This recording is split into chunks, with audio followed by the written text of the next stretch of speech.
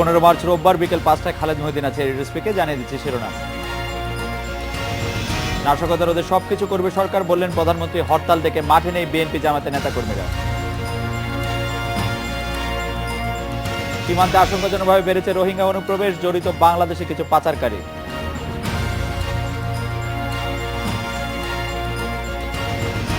রাজধানীতে মেট্রো রেলের জরিপ শেষ হচ্ছে এপ্রিলে, অবকাঠামো নির্মাণ শুরু আগামী বছর।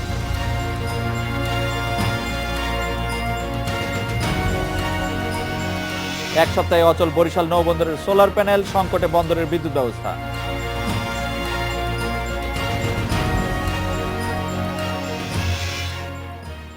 প্রধানমন্ত্রী শেখ হাসিনা বলেছেন হরতাল অবরোধের কার্যকারিতা এখন আর নেই, এতে জনসাধারণের সাময়িক অসুবিধা হলেও শিগগিরই পরিস্থিতির উত্তরণ ঘটবে বলে আশাবাদ জানান তিনি। সরকার নাশকতা রোধে প্রয়োজনে সবকিছু করবে বলে উল্লেখ করেন প্রধানমন্ত্রী। সকালে রাজধানীর আগারগাঁওয়ে ডাক, টেলিযোগাযোগ ও তথ্য প্রযুক্তি মন্ত্রণালয় পরিদর্শন করতে গিয়ে তিনি একথা বলেন। প্রত্যেকটা ক্ষেত্রেই যথেষ্ট অগ্রগতি আমরা লাভ করছি, শুধু দুর্ভাগ্য যে মাঝখানে কিছু সমস্যা আমাদের এখন হচ্ছে, এই জ্বালাও পোড়াও, মানুষ খুন করা এবং এইসব কারণে হয়তো কিছুটা সময়ের জন্য একটু সমস্যা। তবে আমরা আশা করি যে সমস্যা বেশি দিন থাকবে না, আমরা এই সমস্যা থেকে উত্তরণ ঘটাতে পারবো।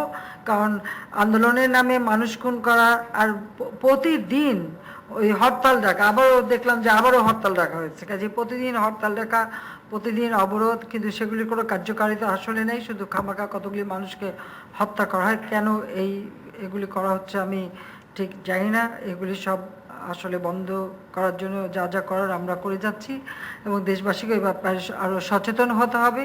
কারণ দেশ যখন এগিয়ে যাচ্ছে, দেশকে বাধা দেওয়ার অধিকার কারণেই।